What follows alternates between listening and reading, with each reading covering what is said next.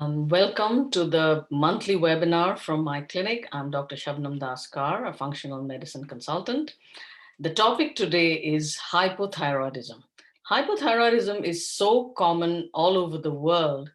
And while most people think that it's mostly women who get affected, that's not quite true. While there are more women than men who get affected by hypothyroidism, uh, it is true that there are a lot of men who have hypothyroidism as well. In fact, in my own practice, I have a lot of men patients.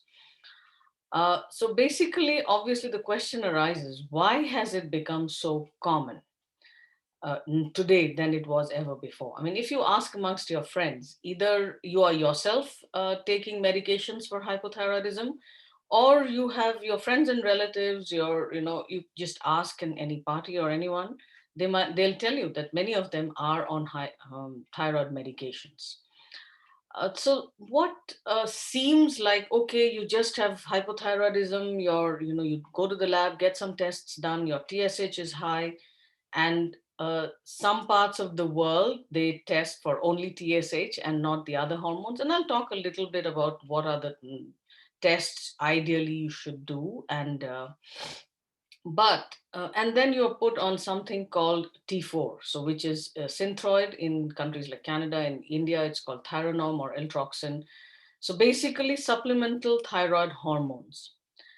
Then, recently there have been quite a few studies, and this is the American Thyroid Associations and some of the major thyroid associations worldwide, where they found that, while your, lab results may be normal, so TSH is normal in a certain range, patients have, people have not always felt their best despite their lab numbers being normal. So that is that is a sort of situation where, many of you have gone onto the internet and started searching, and you found that, functional medicine consultants like me, we may have some different answers. So what is it that makes people, number one, not completely satisfied with their treatment? And what are some of the commonest issues that many people think are actually related to the thyroid? And you may be surprised to know that they're not related only to the thyroid. So, one is mood issues. Now, we know that hypothyroidism is related to conditions like anxiety and depression, particularly. And I'll send a link to my website. I have a lot of blog posts. Actually, I wanted to make a sort of an ebook so that I could just send you all the ebook with with all my blog posts together. And I realized that ebook is going to be a very big file because, as you probably know, I write in depth. Well, I still have to master the art of writing short and the art of the short video. But anyway, bottom line is, it's, while it may seem simple, and I know there are doctors in my audience as well, it's like, oh, just give them some T4 and they should be fine, and you get the TSH into a certain level.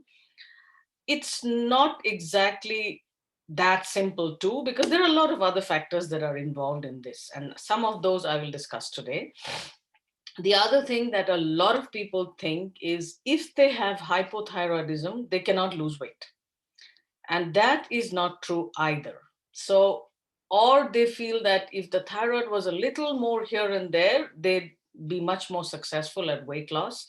So weight loss and, or weight loss challenges, resistance, and thyroid are so, people talk so much about it that it has become kind of like, oh, if I have hypothyroidism, I can never lose weight. That is not true. So I want to give you a message of hope if you're thinking that despite having normal thyroid lab numbers, why are you having a challenge losing weight? So that is one of the big ones. Mood issues is another big one. And that is one of the reasons when many of you have reached out to me, or, I work with Dr. Iyer here in Alberta, to Dr. Iyer, because you realized that there were other options as well. So there were more things that needed to be looked at. So I'm going to start off with the PowerPoint. So I'll just share my screen. Okay.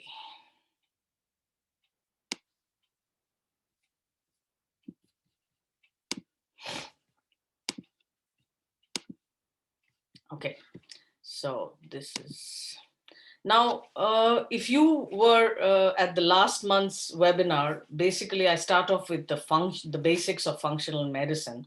So in traditional medicine, and I was an OBGY before, so we look at the human body as different, different system or organization. So my specialty of OBGY was like uterus, tubes, ovaries. Cardiology is heart, gastroenterology, endocrinology. So in hypothyroidism, most of the time, the first doctor you meet is your family doctor in Canada. In countries like India, sometimes the primary care doctor is sometimes an internal medicine specialist. And some of them, because of the way the health system works in India, you just go directly to an endocrinologist to have your, hypothyroidism treated. Then nephrology, psychiatry. So the body, these are artificial constructs. Your body did not know that, the brain should not communicate with the heart, and the heart should not communicate with the gut, and the gut and the brain should not communicate with each other, because these are the artificial constructs. And there is a reason why this was created, because it was much easier. It was very difficult for one person to know everything about everything. That was one of the reasons. So we needed specialists. So this is the reason our bodies were divided into different systems, and different doctors specialized in different areas. Then there were super specializations who specialized in another specialty, and so on and so forth. Versus in functional medicine, what we do is we look at the whole body, at your body as a network of networks. So when you go to any functional medicine specialist, this is basically kind of, and there may be a different variations in this, but this is basically how we would look at it. So today I'm talking about hypothyroidism. And one of the things I will talk about in a few slides down the line is what is the commonest form of hypothyroidism, which is Hashimoto's thyroiditis, which is an autoimmune condition. So when I look at your thyroid function, these are the different areas I would like to address. Now, chronic inflammation, as you know, is related to 95% of, any of chronic disease. So if you have hypothyroidism, which is an autoimmune, the Hashimoto's type, then definitely inflammation is one of the important factors. Then comes your body's biological, clock. So your hormones are secreted in a certain, rhythm. The levels don't remain constant throughout the day and night. So that is the reason when you go to, for your labs, for your thyroid labs, you are asked to go in the morning, because, and again, you're supposed to get your labs done at a fixed time every time you get to do it, because then we know that we are comparing apples to apples. Because if you do your, thyroid hormones in the morning one day and in the afternoon another day, then we may be comparing hormones at different level, different times of the day, and it may not be the same. So that is your body's biological clock. And how you disrupt it, because of our 24/7 lives now, like, there is artificial light, and outside and ambient light is high. So that impacts your entire metabolism. And maybe that is what is the biggest problem for you when you're, trying to lose weight, versus your thyroid hormones, which you think are a problem, but maybe it is not. The problem is elsewhere. Environmental toxins is so big for hypothyroidism. Things like, the plastics, hormone disrupting chemicals, BPA, then all these dioxins. So all these plastic bottles, and in fact, I think I have a post which says, are your plastic bottles getting in the way? But that was in PCOS. But hypothyroidism as well, it is big. And many of these hormone disrupting chemicals, they can cause problems in your body, way before you were born. If your mother had a huge load of all these hormone disrupting chemicals, unknowingly, she may be giving some of them to you. And many of them have been found to affect thyroid hormones. Then there are other environmental toxins like heavy metals. So those can impact the way your thyroid functions as well. Then exercise, movement, of course, these are important for so many different areas of your life, not just the thyroid. Food in my world is primary, because food is, signals to your genes. It is signals to your gut microbiome. And a disrupted gut microbiome is very intimately related to your thyroid problems. Not just thyroid problems, actually. Every disease in the world has relationship to the gut microbiome. And we are finding out more and more about that. And the best way, the first and primary way to impact the gut microbiome is through food. So they have done studies where they looked at people who had hypothyroidism, those who were managed well and those who didn't, those who were not yet managed well. The gut microbiome had a different picture in those who were doing well versus those who were not doing well.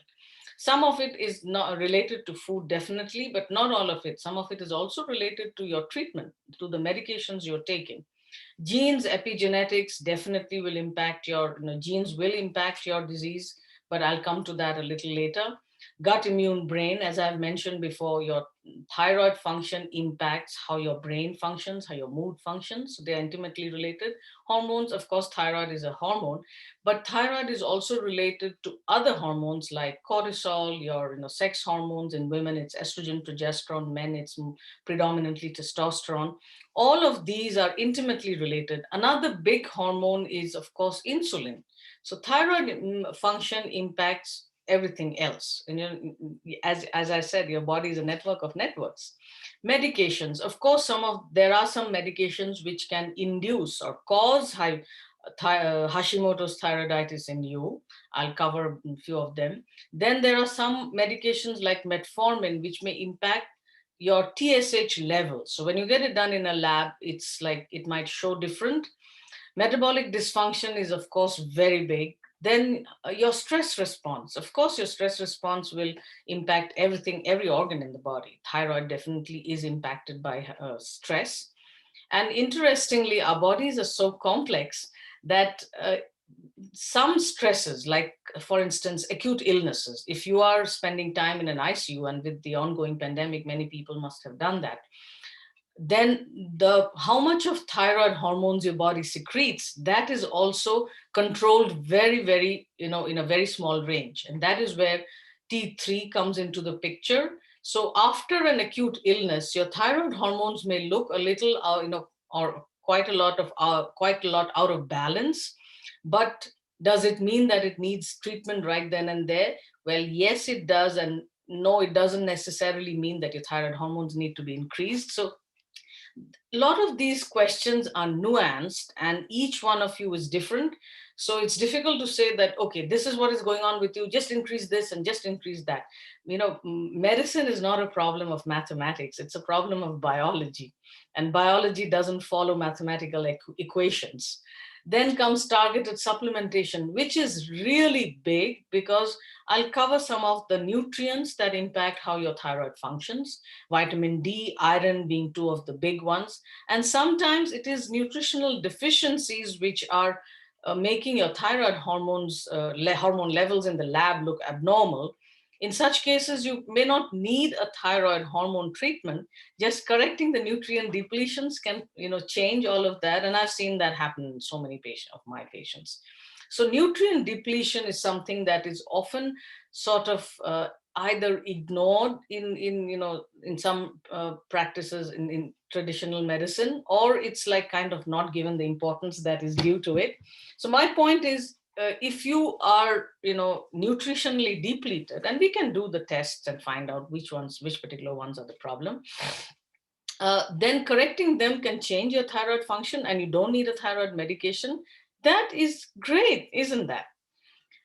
Isn't that so? So yes, I get this question quite a lot. Can I, stop my thyroid medications, or I want a more natural treatment? So maybe I'm going to briefly cover that if I have time. Now, I'm sorry about the complex looking slide, but as I've said numerous times before, you should be glad that your body is so complex. The hypothalamus, and this diagram is not to scale. So hypothalamus is a part of the brain where the hormone TRH is released. That affects the pituitary gland. The pituitary gland is very small. It's not like, in comparison to the brain, it's not this big. And from the pituitary gland is the thyroid hormone TSH is released. So thyroid stimulating hormone you're very familiar with. That is released, which acts on the thyroid gland. And the thyroid gland makes predominantly T4 and some of T3. Now, from the T4, Some of the hormones are converted to T3 and some are converted to reverse T3. So reverse T3 is essentially an inactive hormone. And if I have time, I'll mention it briefly. But bottom line is, if you don't know your reverse T3 levels, don't bother about it. It's not that significant clinically. But some of you have come to me or Dr. Iyer and said, so and so said my T3 and reverse T3 have to be in a certain ratio.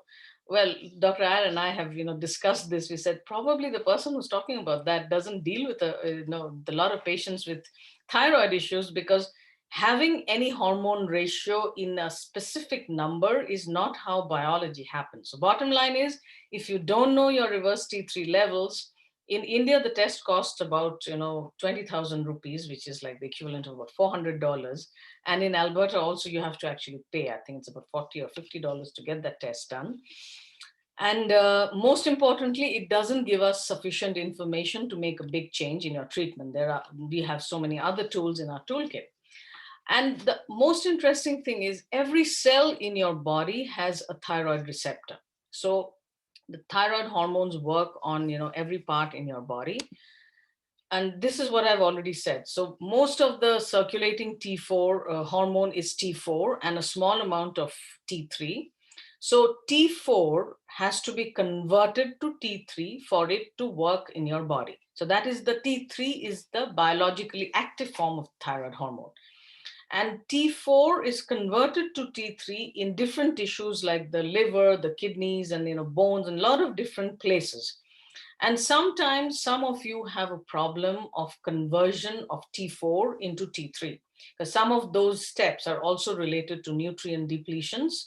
So, when you take a T4 supplement as supplemental hormone like a Synthroid or a Thyronorm or Eltroxin, what happens is that has to be converted to the active form T3. So if that conversion doesn't happen efficiently, then number one, the tissues may not be getting adequate T3 hormones and you may not feel your best. So in such people, what are the different treatment options? Probably I won't have time to cover all that, but I have blog posts on my website on these things. So this is again another very important part, is most of the T4 and T3 are protein bound. Now you don't have to know about which proteins and all of those because we don't normally test them. So when you get a lab test done and your lab tests for TSH, total T4, total T3, and does not test for free T3 and free T4, we are not getting the complete picture, because the free hormone is the one that is active. Whereas the bound hormone, the total, is kind of like the storage. So the body has the ability to take it out of the storage when required. So in the ideal world, I would like to test for total T3, total T4, free T3, free T4, everything. But if you were to choose just a few tests, then you can, at least for some time, you can leave out the total T3 and total T4. And as I've said this before, so thyroid hormone action is on every cell in the body. Now, out of all of these, one thing I want to mention are the brown adipose tissue and the white adipose tissue. So this is, the adipose tissue is basically fat. Now the brown fat, BAT and WAT. So the BAT in your body is metabolically extremely active. So the BAT, the amount of BAT you have in your body decides your metabolism to a great extent. And most of the time, and they are called BAT because they have extra mitochondria in them, and mitochondria are the energy, the powerhouses of your cell. So what happens is, again, how much of BAT you have in your body is also decided by your ethnicity, besides a lot of other factors. As you age, it is much lower. BAT is more in the when you're much younger and babies. So South Asians, people from India, Pakistan, Bangladesh, Sri Lanka, they have less amount of brown adipose tissue in their bodies. So this is just one of the different things that we need to keep in mind when we're talking about fat loss and weight loss and all those things. So what are the different factors that affect your thyroid function? And as you can see, this list is long. So age. Number one is, as you become older, the lab numbers would be different by which we would go. So the cutoff for TSH in an older person would be different from what it is in a younger person. Then I mentioned drugs. So medications like taking excess iodine without knowing your iodine levels. Amiodarone is one of them. Lithium is another one which can cause, which can actually trigger hypothyroidism, Hashimoto's. Hormone disrupting chemicals, gut health, heavy metal toxicities. I've already mentioned acute illness. Yo-yo dieting is a big one. So you go on a low calorie diet, you lose some weight, and then what happens after about 6 months, you start regaining the weight. Then you decide to go into another low calorie diet. So this yo-yo dieting of now going on to a low calorie diet for some time and then regaining the weight, that can also impact the way your thyroid functions. Nutrients, another big thing is, and I'm going to talk about why Hashimoto's is an autoimmune condition and what that is the commonest one that that's there all over the world.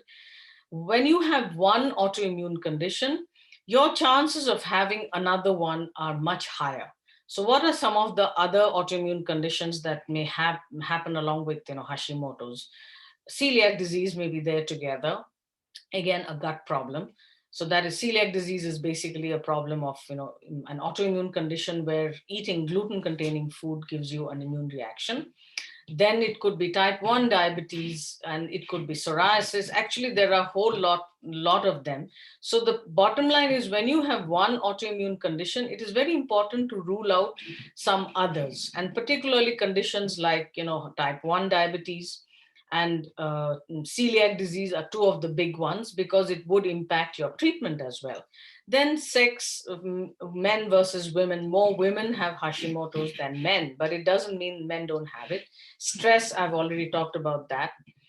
So most importantly, what are some of the nutrients that affect thyroid function? And I'll talk a little bit more about the nutrients later on. But you can see that if your body is deficient in these nutrients, definitely your thyroid is not going to function as well. And I'm going to keep that slide for a little while so that you can see what some of the nutrients are that are very important.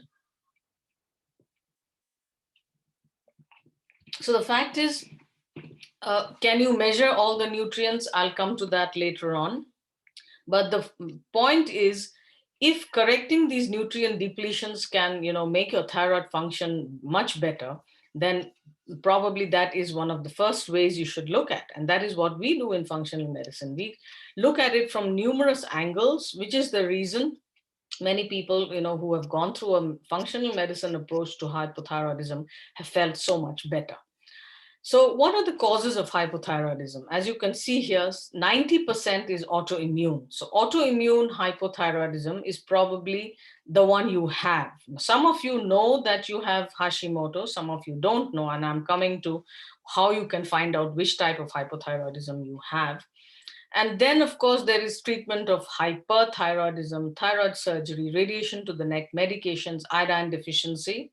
Iodine deficiency is not common in countries like Canada, but it can be there. Versus in countries like India, in the Himalayan belt, there is a lot of iodine deficiency that can cause thyroid hypothyroidism and goiter, those big swellings in the neck. So iodine deficiency is still common in some parts of the world, but not in countries like the US and Canada. However, there are ways to find out if you are iodine deficient. So bottom line is, my point is, don't start taking high doses of iodine without knowing your iodine levels, because taking too much of iodine can also trigger thyroiditis and cause a problem with your thyroid. So Hashimoto's thyroiditis is what most of you have. And, sometimes I'm so and again, it's not really a surprise, because when you go to a regular doctor, most of the time you are not even told that you have Hashimoto's, because they haven't tested. And I'll tell you why they don't test and what are the tests that need to be done. So before I go into what are the tests for thyroid function, functional medicine view of any autoimmune condition is, it's an interaction of these four different areas. Number one is genes. Now you may find that your mother had hypothyroidism and now you have hypothyroidism. You have your sisters who have hypothyroidism, or brothers. So definitely there are genes, but then genes do not decide everything, because you have those genes since birth. But you didn't develop hypothyroidism at birth, you developed it much later. So obviously those genes have to be triggered by something. So that is where the environmental trigger comes. Then comes intestinal permeability or leaky gut. And I'll talk about leaky gut. I think it's at the next month's webinar. I'm going to talk about leaky gut. Then, of course, it's an immune system imbalance. So basically, in an autoimmune condition, what happens is your own immune system is attacking your own normal tissue. So in the case of Hashimoto's, it is your immune system attacking your thyroid gland. Now, if it attacks your thyroid gland, obviously it impacts how much of hormones the thyroid gland produces. So the question arises, what would make your own immune system, which is so sophisticated, attack your own normal tissue? So we don't know everything, but some of the factors that we do know, which are called environmental triggers. So like drugs, like I said about, I mentioned amiodarone and lithium and excess iodine. These can be a trigger for autoimmunity, for Hashimoto's. Then sometimes it could be urinary infections or any other infection. It could be a viral infection. So one of the things that we are thinking post-COVID is there could be a rise in autoimmune conditions because a virus can act as a trigger for not just Hashimoto's, for many other autoimmune conditions as well. So when all these four things, sort of happen about at the same time, so it may be that, of course, you had the genes for a long time and you didn't know that you had gut permeability issues. And how can gut permeability issues occur? It could be food related. You may be having food sensitivities you don't know about, and you have excess stress, you have medication. So a whole lot of things work together. Then you final sort of like the last straw on the camel's back is like you develop some viral infection, or you have gum infection, or you develop a urinary infection. And then what happens? The immune system decides, okay, along with dealing with the infection, I will also sort of like in a friendly fire, I'll also attack the thyroid tissue. What happens at the end of it? You come up with Hashimoto's, and which particular target organ will be attacked. Some is a lot of it is dependent on the genes. So can it be that your nerve tissue is attacked and you develop multiple sclerosis? For some people, it would be the thyroid. For some others, it could be joints and rheumatoid arthritis. So different triggers can cause different problems, and these are the commonalities, and that is the reason many autoimmune conditions are present at the same time, more than one. Sometimes the maximum I have seen in my practice was about 3 or 4. Some of them had the antibodies, but they didn't have the disease at that point. So this is very important. What are the thyroid function tests? TSH, free T3, free T4 is commonly done probably almost everywhere. But in US and Canada, I've noticed that some people only do a TSH. So doing a testing only for TSH is not enough quite often. So just the absolute basic tests are like TSH, free T3, free T4. So how do you know whether it's Hashimoto's? You won't know whether you have Hashimoto's causing hypothyroidism unless and until you are tested for thyroid antibodies. So what are the thyroid antibodies that are typically tested? In hypothyroidism, the commonest is anti-TPO and anti-thyroglobulin. However, out of these two, the commoner is the anti-TPO, but some people may be negative in one and positive in the other. The anti-TSH receptor is tested mostly for hyperthyroidism, that is Graves' disease. So it's not tested. Usually I don't test them in my patients with hypothyroidism. So unless you are tested for the thyroid antibodies, the ones in blue, you won't know whether you have Hashimoto's. So obviously the question, I'm sure you are wondering, if your doctor has not tested you for the thyroid antibodies? And I know my audience, many of you in the audience today, some of you are from India, some of you are from US, and some from Canada. In countries like US and Canada, you cannot just go to a lab and say, I want to get these tests done. But in India, you just, as a patient, you can walk into a lab and you can tell them, I want these tests done, and you pay for it and you get it done. So it's a little different. In case you are reading about it, for my audience from India, and you're wondering, why do they have to wait for the doctor to ask them, tell them what tests to do? The systems are different. So the reason your doctor very often may not ask for a thyroid antibody test is because in traditional Western medicine, and that's what I'm trained in, we didn't really know how to reduce thyroid antibody levels, versus in functional medicine, we do know a few strategies which can help reduce your thyroid antibody levels. Then, as you can see in this list, should you test for total T4, total T3? In the ideal world, yes, I would like it, but it's not. If I had to choose, I would leave those aside. And I've already mentioned about reverse T3. So I don't test for that and I don't recommend. Now, ultrasound of the thyroid gland, and this is it's relevant for me particularly because my practice is on telehealth. So I don't get to actually examine you if you're a patient. So I don't get to examine your neck. Why do I need the the ultrasound of the thyroid gland? Because some of you may have thyroid nodules, and some of the nodules can be maybe very small that even on examination I may not be able to see one. Sometime back I did a video with an endocrine surgeon on someone who deals with thyroid nodules very often. So one of the things he said is you can put up your neck like this and take a selfie. And I think I'm going to ask my patients to do that from now on. So if you have some swelling, you can see it. And then, of course, it would be better that you go for an ultrasound of the thyroid gland. So thyroid gland ultrasound will detect nodules. And then, of course, depending on what it shows, one thing I want to tell you is not all nodules are cancerous. So don't think that just because your ultrasound showed a thyroid nodule or you're feeling your neck and you can feel a nodule, that it is cancerous. But if you have felt one, then it is important to get an ultrasound done and to talk to your doctor about. Your doctor will know what to do with them, because many of these nodules may need a fine needle biopsy to figure out what is going on. But most importantly, I don't want to give you a cancer scare. Not all nodules are cancerous. Remember that. Then comes nutrients. So the most commonly the nutrients that I check for, because these few are easily available in any lab anywhere in the world: iron studies, zinc, selenium, vitamins B12, and vitamin D3. And if you remember, and I think that comes up in the next slide. So this is the slide I had shown before. So the ones in yellow are the ones that we can test in any routine lab. Now, vitamin B complex, usually we don't test all the B vitamins. We can easily test B12.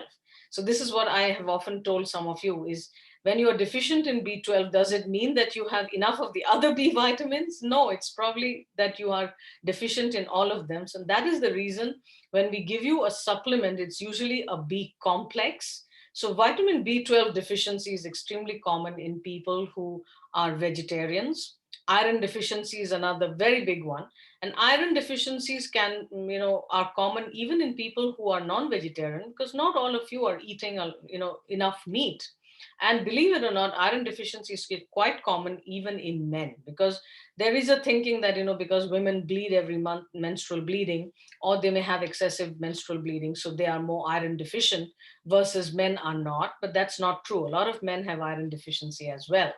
So this is the list where now some labs you can test vitamin A. I know in Alberta we can test vitamin A in the routine labs. Vitamin C, vitamin E are not really tested, neither tyrosine. Iodine test is a dried urine test, which is, again, it has to be sent to the US. So from India, it becomes kind of cost restrictive. It's just the shipping itself is like 2,500 rupees, which is about $50. Then the test costs another, if I remember right, about $200. So bottom line is, it's not very cost effective to test for iodine from India, versus in Canada, if you are Dr. Iyer's patients and you come to our clinic here, you can get a dried urine test done. There is another, again, I'm not going into iodine because for most of you, this is not a problem.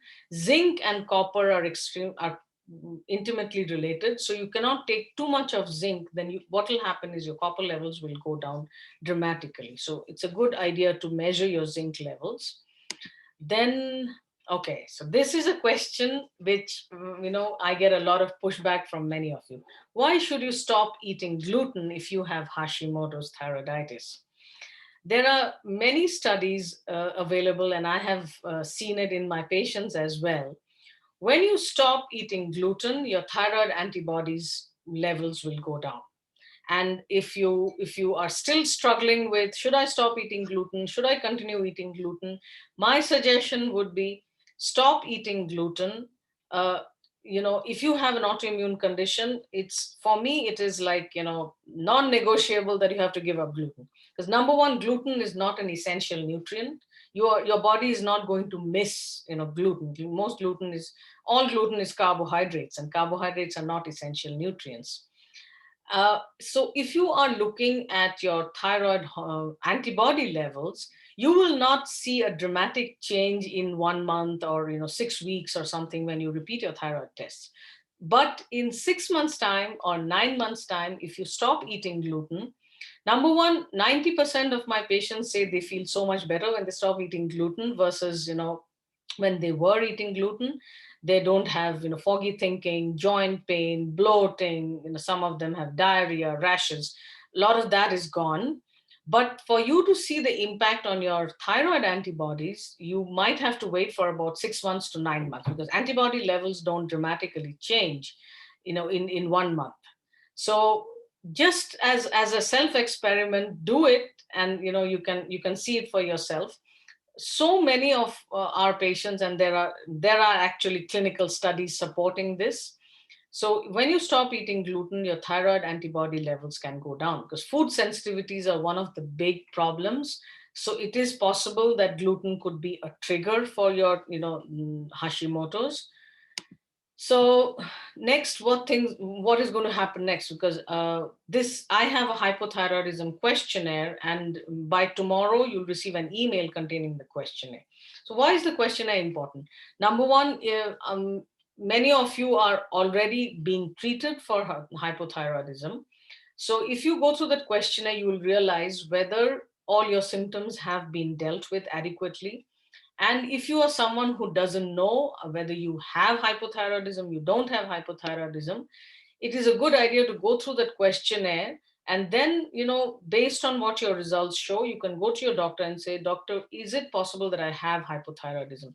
But you can never diagnose hypothyroidism by symptoms only. You need lab testing. The other important thing to keep in mind is, again, when you read the stuff on the internet, sometimes I'm thinking, like, what are they talking about? Some of the symptoms of hypothyroidism, like fatigue, low mood, not enough energy at the end of the day, those are things that can also happen from nutrient depletion. So there is no, this is the only classical symptom of hypothyroidism. And that is my point. So is it a nutrient depletion causing the problem, or is it your hypothyroidism? You cannot know that from just doing a questionnaire or just tracking your symptoms. So often, people will say, oh yeah, you have this, you have that, you have this, very likely you have hypothyroidism. But that doesn't mean that that is for sure. You have to confirm it with lab testing. So that is one important point I wanted to mention, because when you read about, I think I tick all the boxes, yeah, but you still need to do the lab test. And I think I'm going to leave time for questions rather than, so I just thought I'd talk about one of my patients. This is so common, like Hashimoto's and PCOS at the same time. So she has difficulty losing weight, fatigue, high cholesterol. Now, the commonest cause of high cholesterol, and this is total cholesterol I'm talking about, is suboptimal thyroid function. So if your thyroid is not optimized, and this patient, you notice, is on statin. So the statin medication is a medication to reduce cholesterol levels. So statin medication is one of the first ones that I stopped. And she was on metformin because she had PCOS. She has PCOS, and she's on a Thyronorm of 50 microgram. Her labs were all normal. So what are some of the things I would recommend? Of course, first is, her entire history and what else is going on in her life. You notice that her work stress is very high. So of course she has to look at addressing her stress. But then, of course, routine labs, and labs I've mentioned about what are the thyroid function tests. So in addition to TSH, free T3, free T4, and if she has not had thyroid antibodies tested before, I would definitely test that. And then comes, all those nutrient depletions. If she is low in vitamin D, which is extremely common all over the world, then iron studies are very important. And just checking for your hemoglobin will not give you enough information about iron. You need to do a ferritin test, you need to do serum iron. So a much more deeper dive than just a 15-minute quick consult with your doctor. Then zinc, selenium. So the other thing, important nutrient to reduce your thyroid antibody levels is selenium, selenomethionine, 200 microgram daily. However, some of you have high selenium levels, and if you have high selenium levels, that may be one of the reasons why it could be related to your insulin resistance. And insulin is basically your fat fertilizer hormone, and it could be that that is the reason you have difficulty losing weight. It's not your hypothyroidism. Thyroid has just an impact of about 5 to not even 10 pounds. So for a very small amount, 5 kilogram, 2.5 to 5 kilograms. So that's like less than 10 pounds of your body weight is impacted by thyroid. So that is what I wanted to point out. So going back to selenium, if you have high selenium, it may not be a good idea to supplement with selenium without knowing your selenium levels, because you don't want insulin resistance. But if your selenium levels are normal in blood, then definitely adding a selenomethionine supplement can help in reducing your thyroid antibodies.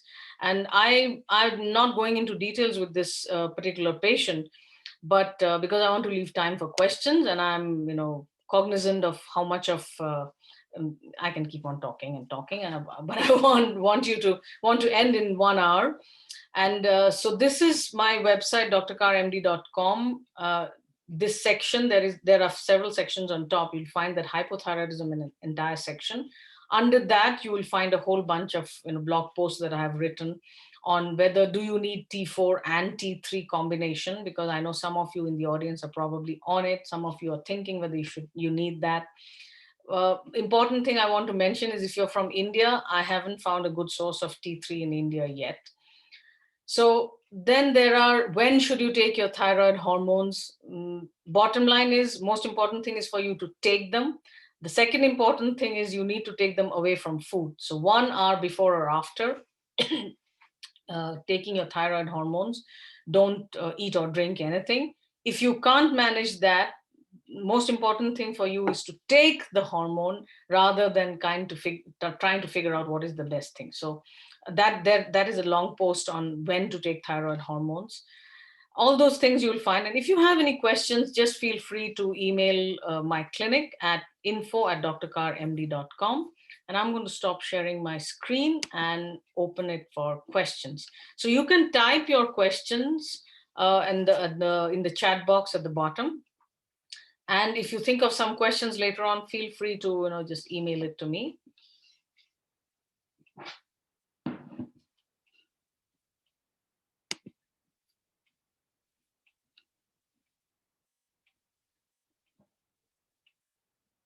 I don't see any questions yet.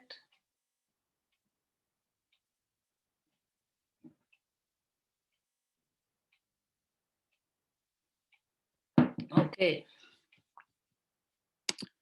So one question is, reports of millets affecting hypothyroidism, please advise.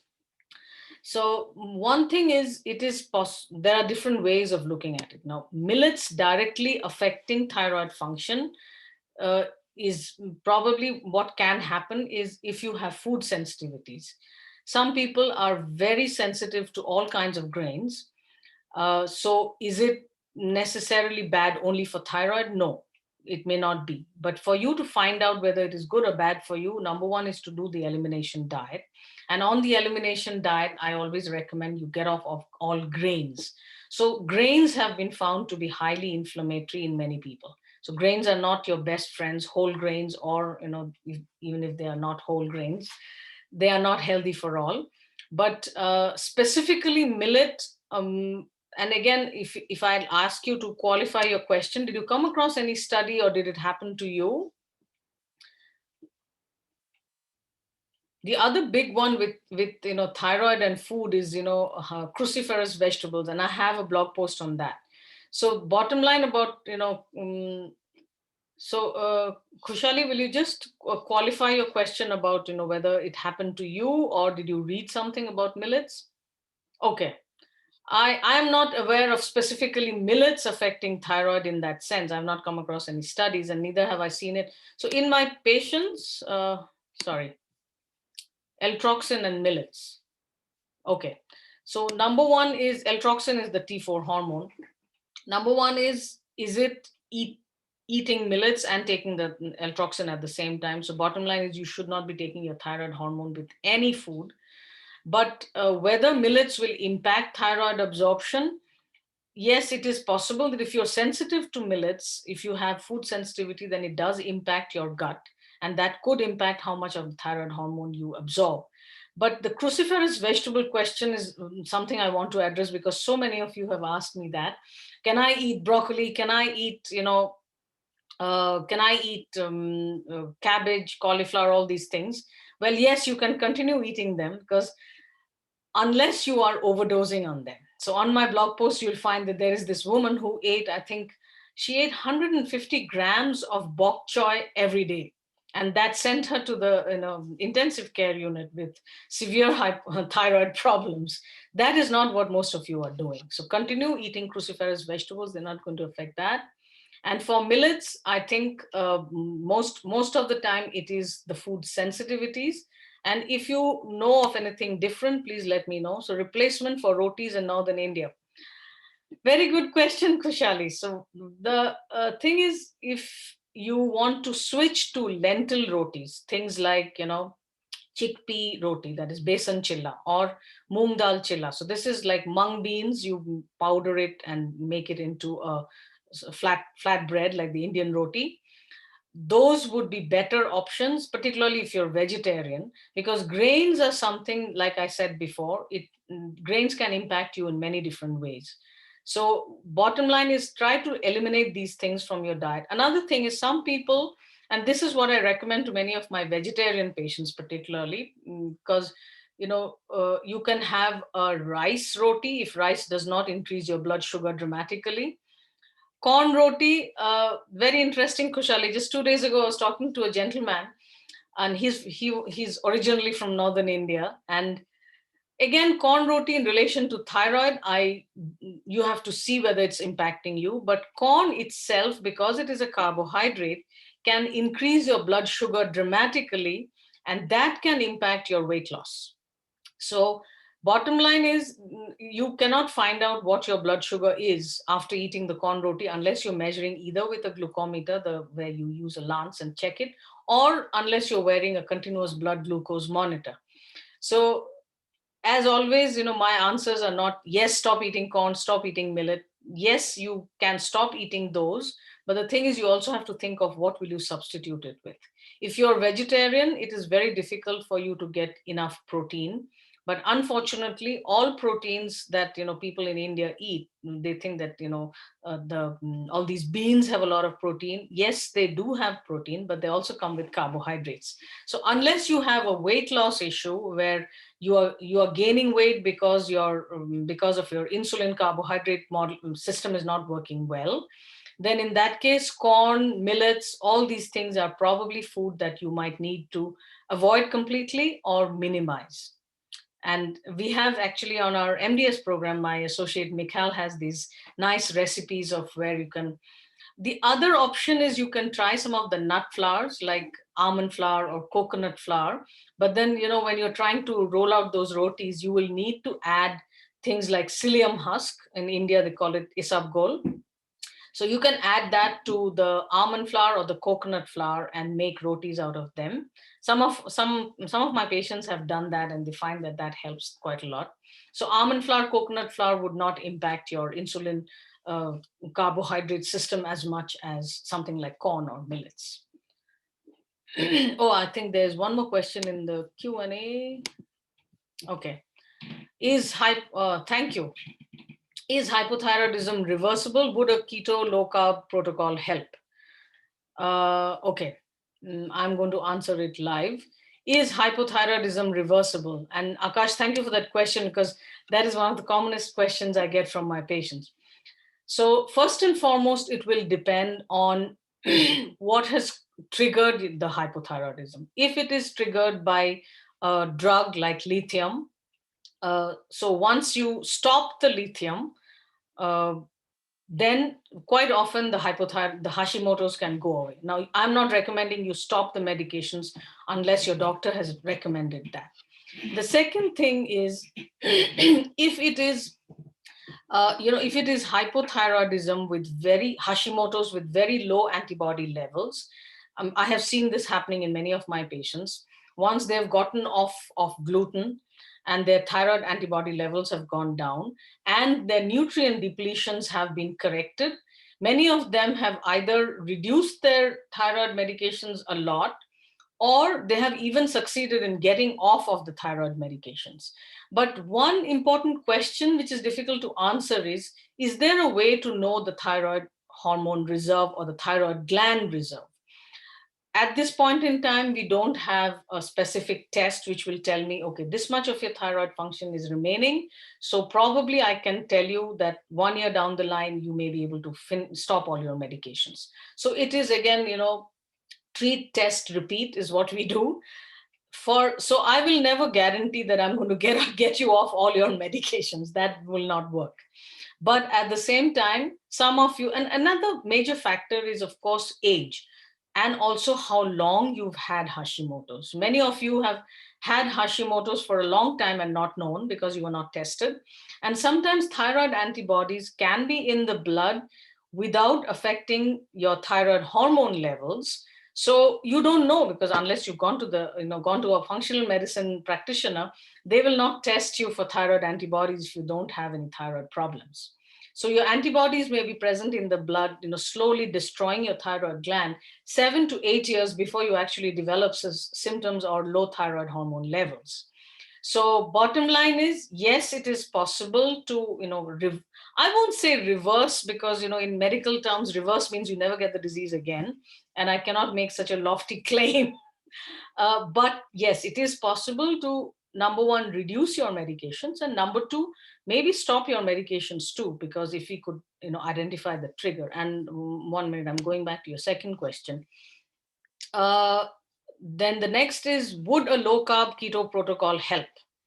So number one is, will a low carb keto protocol help in weight loss? Yes, absolutely, because, and particularly given if you have insulin resistance. And how do you know whether you have insulin resistance? Is if you have belly fat, if you have, PCOS, if you have problems of, you need extreme exercise to maintain body composition, or you have fatty liver, or your, liver enzymes are raised, all those things. So if you have any of these conditions, then you very likely have insulin resistance. Then a low carb ketogenic diet will help. Now comes the next interesting point, where some people who have lost weight on low carb ketogenic diet or intermittent fasting, they find that their thyroid hormone levels have changed.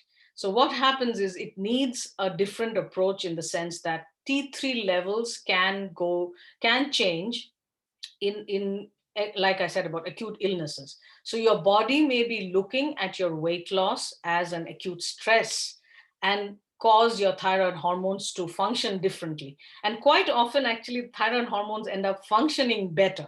But I have seen on a lot of, internet and Facebook, and, people are freaking out because their thyroid hormone levels have changed. But you should be glad your body has the ability to do that, number one. Number two, there is something called, euthyroid 6 syndrome. So I'm not going into all the details, but you need a more nuanced approach to see how your thyroid is functioning. Second thing is, with weight loss, if someone is on a ketogenic low carb diet, with weight loss, your requirement for thyroid hormones can go down. So that is not bad. So Akash, the bottom line is, will a low carb keto diet, adversely affect your thyroid gland? No. Or thyroid function? No. It will probably help you. But will it help in reducing your thyroid dosage, hormone dosage requirement? That needs a much more deeper dive. I hope that answers your question. And I think I have a few more questions. So talking about, recently had a patient of 30-year-old male with 6 kg weight loss in 4 months. Thyroid antibody levels were more than 1,000 anti-TPO, and TSH6, thyroglobulin, TB, and cancer markers normal. Dietary changes for above case. First and foremost, I would suggest that number one, get the person off of gluten. That would probably dramatically change his thyroid levels. And TSH of 6 in a 30-year-old male very likely needs treatment. So you'll need to, again, I'm giving very, off the cuff ballpark recommendations without knowing all the details. Then comes all the nutrient depletion. So if this particular patient has high selenium levels, then you cannot give them selenium. Otherwise, selenium would be a good supplement. And again, it's not easily available in India. But instead of selenium, you could also add another supplement called NAC, N-acetylcysteine. So 600 milligram is the usual tablet available, and it is available in India. So you can give him 600 to 1200 milligram of NAC. And the other important thing is correct his vitamin D deficiency, and if there is B12 and zinc and all these things. But if you are looking at dietary changes, and since he is someone who's lost weight, so definitely you do not want to recommend a low carbohydrate ketogenic or time restricted eating diet now. But getting him, number one, off of gluten and finding out if he has other food sensitivities. So the commonest food sensitivities for my patients in India are gluten and dairy. When it comes to dairy, you have to figure out which one it is, whether it is paneer or butter or ghee or milk or curds or chas. Each and every food is different. Usually there is no problem with ghee and butter. Most of the time the problems are with milk. And again, some people are sensitive to goat milk. Cow milk is fine, or cow milk is a problem, goat milk is fine.